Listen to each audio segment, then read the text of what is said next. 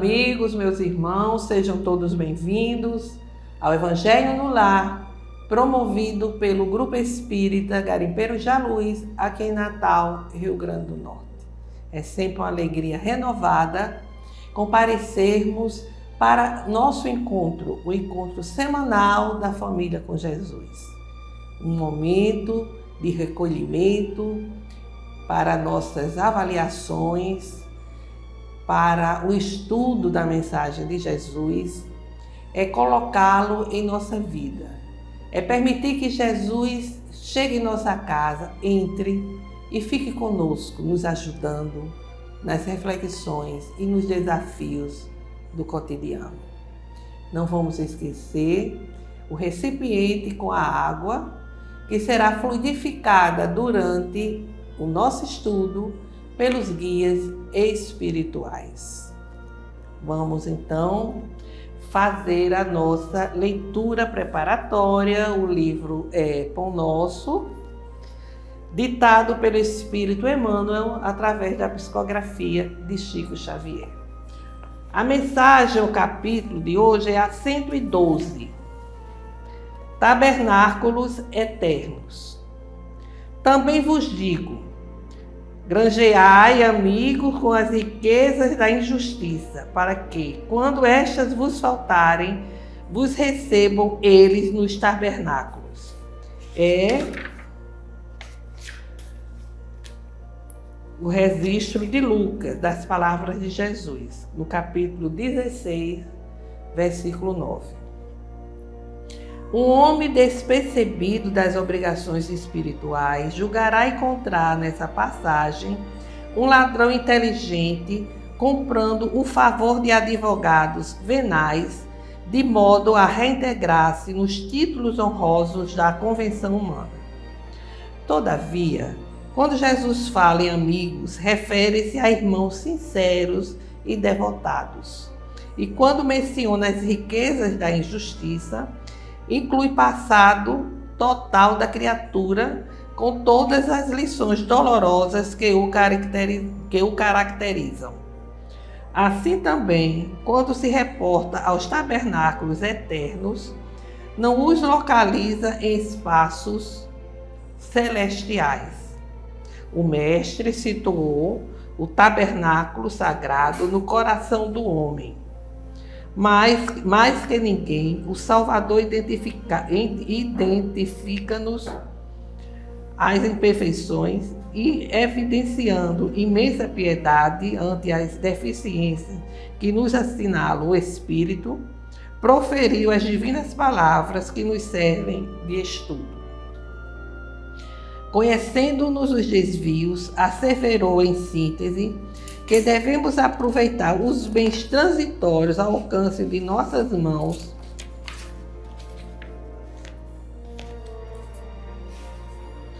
mobilizando-os na fraternidade legítima para que, esquecendo os crimes e ódios de outro tempo, nos façamos irmãos abnegados um dos outros. Valorizemos desse modo a nossa permanência nos serviços da terra, na condição de encarnados ou desencarnados, favorecendo por todos os recursos ao nosso dispor a nossa própria melhoria e a elevação dos nossos semelhantes, agindo na direção da luz e amando sempre, porquanto dentro dessas normas de solidariedade sublime, podemos contar com a dedicação de amigos fiéis, que na qualidade de discípulos mais dedicados e enobrecidos que nós, nos auxiliarão efetivamente, acolhendo-nos em seus corações, convertidos em tabernáculos do Senhor, ajudando-os não só a obter novas oportunidades de reajustamento e santificação, mas também endossando perante Jesus as nossas promessas e aspirações diante da vida superior. Então, mais uma vez, Jesus aqui nos fala dos amigos verdadeiros, né? Os irmãos verdadeiros. Granjear, adquirir, conquistar esses amigos, né? E colaborando sempre na obra do bem, e que esses amigos vão se tornar nos verdadeiros tabernáculos do Senhor, porque vão nos ajudar a obter novas oportunidades do reajustamento e da santificação. Bem, meus amigos, prosseguindo com o nosso estudo, o Evangelho hoje dará continuidade aos ensinamentos contidos no 3º capítulo do Evangelho segundo o Espiritismo. Há muitas moradas na casa do Pai. E, prosseguindo, Kardec vai nos apresentar reflexões, nos fazendo pensar que, assim como o universo é a casa do Pai, com diferentes moradas, porque são mundos que circulam, muitos mundos que circulam o espaço infinito, nós não podemos esquecer dos espíritos da erraticidade, os espíritos errantes, ou seja, aqueles espíritos desencarnados. Errante significa estar aguardando o retorno através da reencarnação. Está no intervalo entre uma encarnação e outra. E com relação a esse aspecto, Kardec diz que, independentemente das diversidades dos mundos, essas palavras que Jesus coloca podem também ser entendidas como um estado feliz ou infeliz do espírito na erraticidade, ou seja, no mundo espiritual. Segundo ele já esteja mais ou menos depurado e desligado dos laços materiais, o meio em que se encontra, o aspecto das coisas, as sensações que experimenta, as percepções que possui variam ao infinito, enquanto que uns não podem se distanciar da esfera em que viveram, outros se elevam e percorrem o espaço e os mundos, enquanto certos espíritos culpados erram nas trevas. Os felizes gozam de uma claridade resplandecente e do sublime espetáculo do infinito. Enquanto, enfim, que o mal, atormentado de remorsos e de lamentações, frequentemente só, sem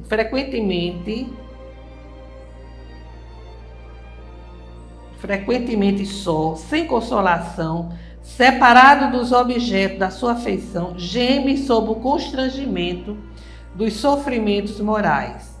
O justo, reunido àqueles que ama, goza as doçuras de uma indivisível felicidade. Lá também há, pois, várias moradas, embora não sejam nem circunscritas nem localizadas. Então ele coloca esse lembrete, vamos assim dizer, com relação aos espíritos desencarnados. Os espíritos desencarnados que percorrem esse espaço espiritual de acordo com a sua condição moral, a sua condição espiritual. Como diz aqui, há espíritos que, mais ou menos desligados do plano material, ele vai perceber o aspecto das coisas, as sensações, que vai variar de acordo com o que ele já atingiu de amadurecimento espiritual. Enquanto tem uns que não conseguem se desligar de seus objetos, das suas afeições. Ficam mesmo por aqui, no plano terreno. Então, a morada dele, desses espíritos, passa exatamente a ser esta condição dele, de ficar aqui no próprio planeta, junto aos afetos, junto às suas viciações, a tudo aquilo que ele tanto se apegou Aí há já os outros que vão percorrer livremente os espaços ou ficar junto dos seus entes queridos, aqueles entes queridos que já retornaram à pátria espiritual, que a gente vê nas obras de André Luiz, né? Que as famílias se unem nas colônias espirituais, né? Se reencontram. E isso tudo vai depender do nível de cada espírito. E Kardec apresenta as diversas categorias dos mundos habitados, né? Mas mostrando que não há como se fazer uma classificação absoluta. Por quê? Porque esses mundos, eles são diferentes entre si. Eles para serem classificados, tem que haver a comparação com um. Por exemplo, comparar com a Terra. Aí a gente sabe que há mundos iguais à Terra, outros muito superiores, outros bem inferiores. E isso tem que ter a comparação com algum mundo para se ter essa avaliação. Então, há exatamente uma tentativa, né, de classificação desses mundos que são os mundos habitados, que servem de reencarnação para os espíritos em seu processo de evolução, em seu processo de adiantamento. Então, ele mostra aqui que nos mundos intermediários existe a mistura entre o bem e o mal, predominância de um ou de outro segundo o grau de adiantamento. E ele repete: embora não se possa ser feita dos diversos mundos uma classificação absoluta, pode-se, todavia, em razão de seu estado e de sua destinação, e baseando-se nas diferenças mais acentuadas, dividi-los de um modo geral em mundos primitivos, aqueles que servem para as primeiras encarnações da alma humana, os mundos de provas e de expiações, onde ainda predomina o mal, os mundos de regeneração, onde também há o bem e o mal, mas já o mal não predomina, as almas que aí tem o que expiar, aurem novas forças, repousando das fadigas da luta. Os mundos felizes, onde o bem se sobrepõe ao mal, os mundos celestes ou divinos, morada dos espíritos depurados, onde o bem reina inteiramente. E ele assegura, ou seja, ele lembra que a Terra pertence à categoria dos mundos de provas e de expiação, e por isso que nele o homem é alvo de tantas misérias. Então eles procuram, os espíritos da codificação, fazer esta classificação, mas sabendo que ele não é uma coisa, não é uma definição, uma classificação assim absoluta. Depende do adiantamento dos espíritos que ali estejam vivendo, que ali estejam reencarnados. E ele diz mais que os espíritos encarnados sobre o mundo não estão ligados indefinidamente a eles. Por quê? Porque o espírito ele pode reencarnar em um outro mundo, pela necessidade que ele tenha em seu processo de evolução. Às vezes o espírito alcança um determinado nível e vai exatamente ter uma experiência em um outro mundo que seja mais adiantado do que a Terra, por exemplo. E ele diz mais: Não é só no mundo, em um mundo, que o espírito cumpre todas as fases progressivas que devem percorrer para atingir a perfeição. Os mundos, eles vão representar estações da vida, onde o espírito vai passar por experiências que são extremamente necessárias ao seu adiantamento moral, ao seu adiantamento espiritual. Então, meus amigos, a gente pode enfatizar que o processo de reabilitação diante das leis divinas, o processo de evolução, ele obedece a uma programação de acordo com as necessidades e também merecimentos do espírito.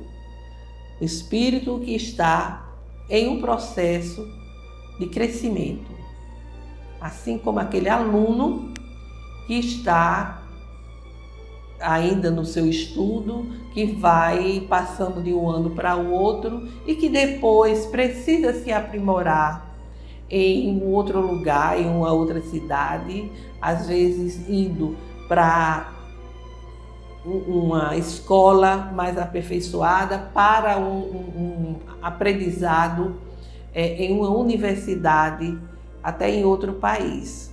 É algo semelhante, contudo, que a nossa destinação seja perseguida. Qual é a nossa destinação? Aquela para a qual Deus criou a cada um de nós. A perfeição que Ele nos destinou, mas que cada um tem que alcançar, construir, se preparar.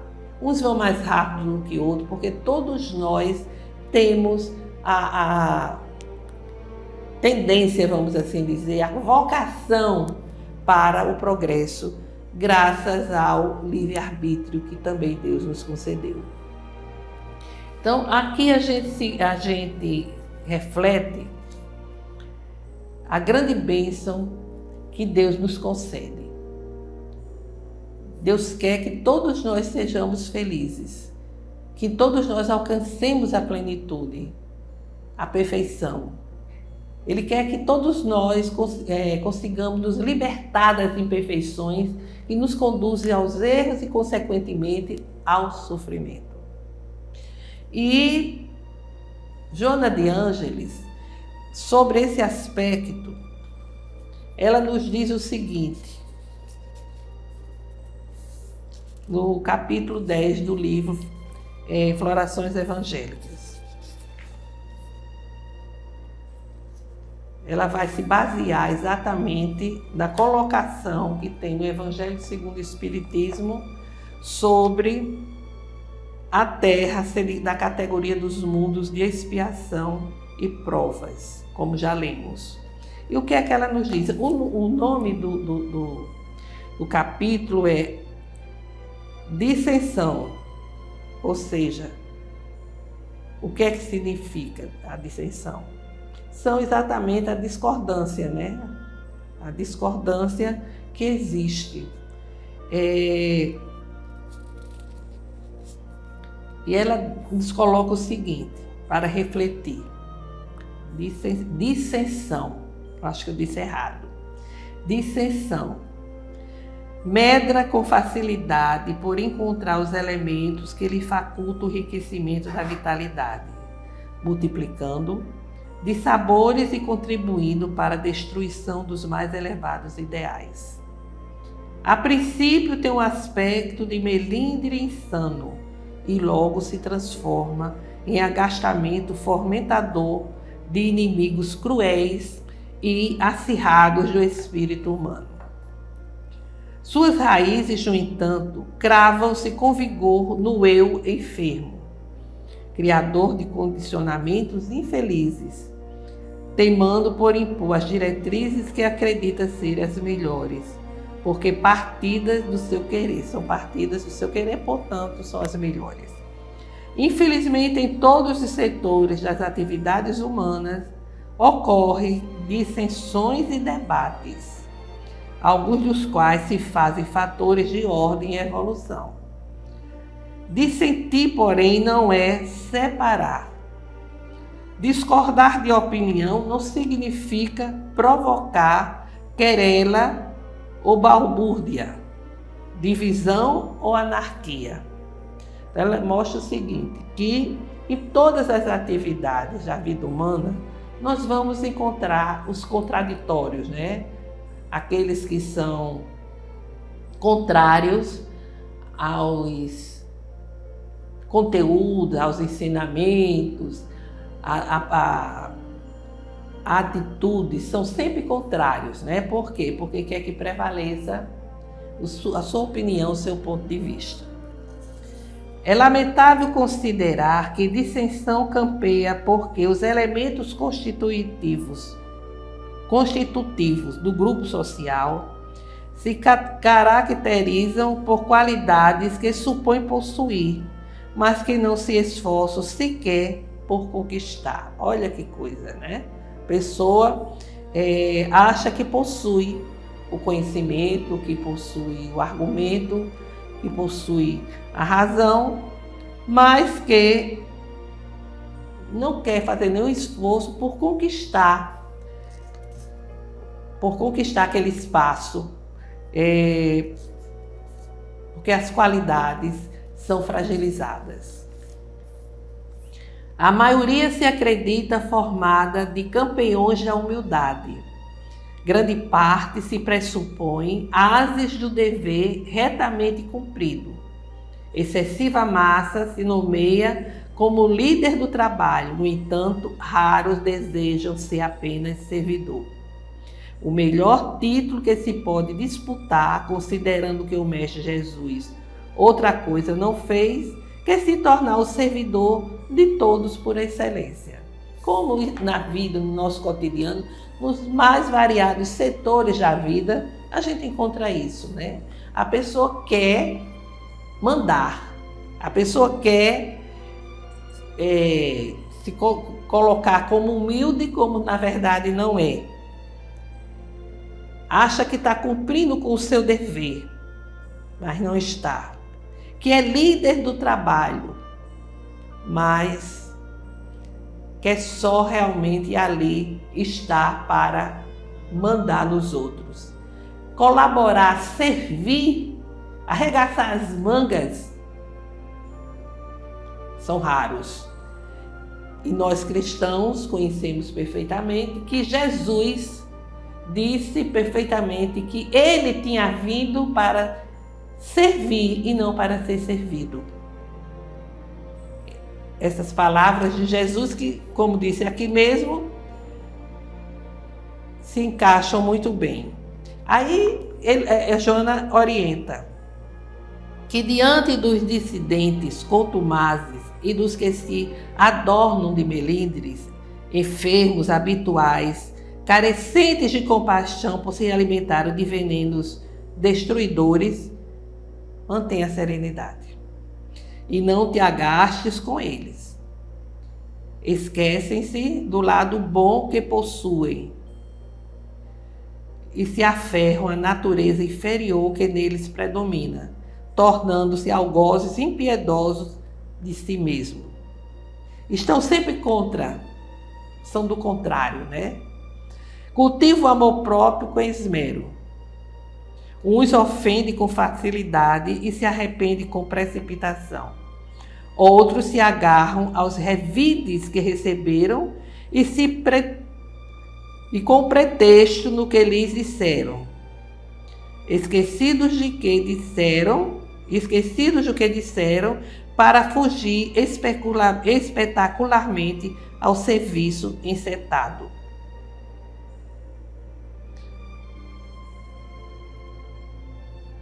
Às vezes a gente lê e se lembra, né, do que ocorre no cotidiano. E de repente a gente pode até já ter tido um posicionamento desse, né? Como é boa a reflexão que Joana nos traz. Não vais com eles, nem os sigas mentalmente sequer. Aprenderão amanhã ou mais tarde com a vida ou por si próprios. Quase sempre são falazes e inconvenientes, ameaçam tudo contar e mentem,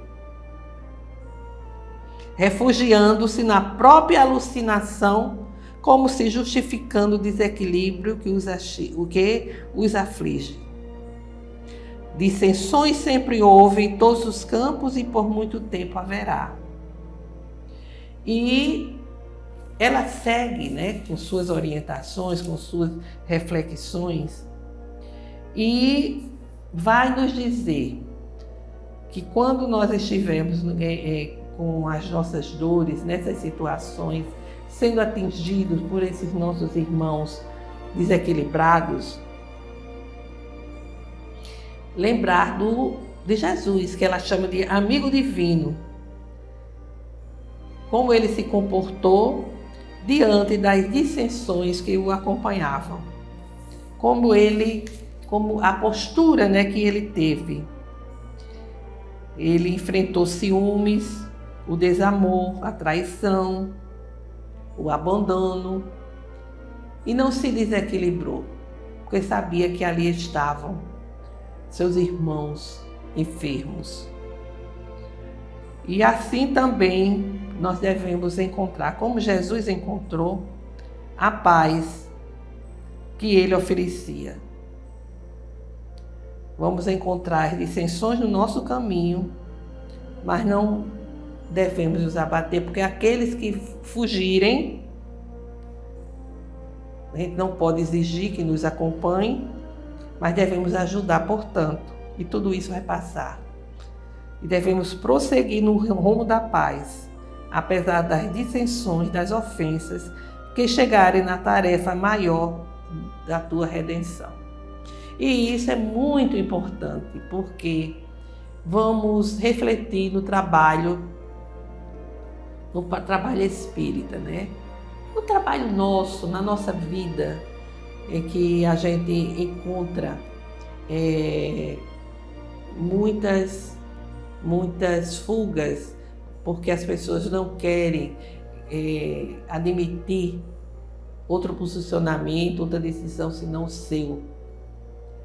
Aí vem os milindres, vem a incompreensão, vem o ciúme, e as pessoas vão se afastando, né? Vai ocasionando a separação, a discórdia. E a gente tem que compreender que todos nós somos seres enfermiços, necessitados, e que se um irmão tem uma conduta dessa natureza, nós não podemos, né, forçar que eles permaneçam ao nosso lado. Temos que respeitar a decisão e prosseguir. Orando, trabalhando e de braços abertos, caso eles queiram retornar. Joana de Ângeles realmente faz essa reflexão acerca da Terra, porque todas essas circunstâncias são circunstâncias inerentes a um mundo de provas e de expiações. Então, meus irmãos, que a gente tenha essa compreensão, essa leitura e possa se posicionar pensando: essa atitude do meu irmão, essa fuga, esse descaso, esse milindre, faz parte do crescimento espiritual, no sentido de que precisam ser vencidas. E que se nós já passamos por isso e vencemos, sabemos exatamente o caminho, né? O que devemos fazer. Fica assim, portanto, mais uma reflexão de Joana de Ângeles. E vamos apresentar agora as nossas vibrações, elevar nossos corações ao Altíssimo, nos conectando com Deus, nosso Pai, Jesus, nosso Mestre Senhor. Emitir vibrações, sentimento de fé, de esperança, saúde, de amor. Senhor Deus, aqui estamos a rogar pela paz entre as nações, pelo entendimento solidário fraterno entre os governantes, inclusive os governantes do nosso país. Queremos também pedir pelo fortalecimento da doutrina espírita, que ela permaneça coerente com os ensinamentos da codificação e o Evangelho do Cristo. Rogamos, ó Pai, pelo perdão e concórdia junto daqueles que não sintonizam conosco. Por todos os enfermos que estejam em hospitais ou asilos, nas casas de repouso, nas ruas ou em suas próprias casas, para que recebam o lenitivo ou a cura, se for possível. Por todas as famílias, para que o Evangelho do Cristo chegue aos lares, levando harmonia aos corações. Façamos agora um breve silêncio para que cada um apresente as suas rogativas.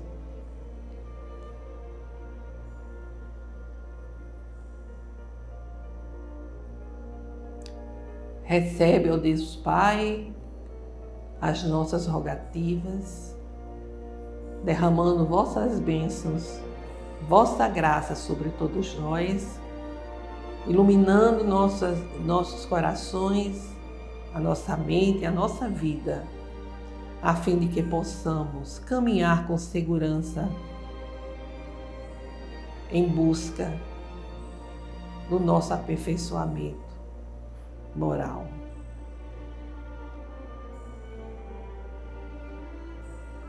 Pai nosso que estais em toda parte, glorificado e santificado seja o vosso nome no louvor de todas as criaturas. Venha a nós o vosso reino de amor e sabedoria. Seja feita a vossa vontade acima dos nossos desejos, aqui na terra e em todos os ciclos espirituais. O pão do corpo, o pão do espírito, dai-nos hoje. Perdoai, Senhor, as nossas dívidas, ensinando-nos a perdoar os nossos devedores, com esquecimento do todo mal, livrando-nos de toda maldade, da maldade que ainda reside em nós mesmos, para que reine a paz, o entendimento, o amor na caridade, hoje, amanhã e sempre, que assim seja. Com esta prece, encerramos o Evangelho de hoje, desejando a todos uma semana de saúde, paz e harmonia. Até breve.